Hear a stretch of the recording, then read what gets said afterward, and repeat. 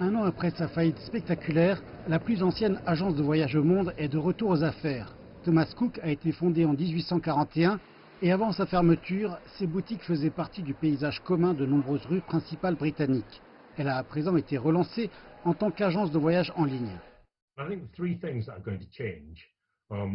Je pense que les trois choses qui vont changer sont le fait que nous ne sommes présents qu'en ligne. Donc maintenant, en particulier, ce n'est pas un mauvais endroit où être, particulièrement alors que la pandémie fait rage. Nous avons embauché de nombreuses personnes qui ont une profonde expertise dans le voyage, une véritable compréhension concrète de ce que les clients britanniques recherchent. Et puis, bien sûr, nous avons l'appui de Fosun.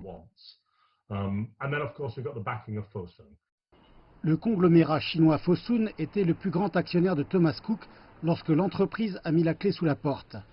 Il a acquis la compagnie pour 15 millions de dollars en novembre de l'an dernier, peu avant l'épidémie internationale de Covid-19. Au milieu de la pandémie qui a affecté l'aviation et le tourisme mondiaux, est-ce une période intéressante pour miser de l'argent sur le tourisme? Oui, je veux dire que nous savons que c'est une période difficile et nous sommes ici sans faire de jeu de mots pour un long voyage.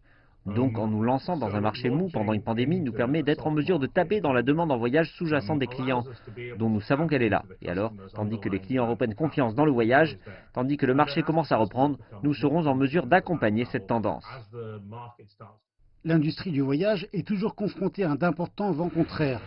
Les nombres de passagers aériens sont une fraction des niveaux d'avant la pandémie et divers pays ont mis en place des périodes de quarantaine pour les voyageurs rentrant de pays à haut risque.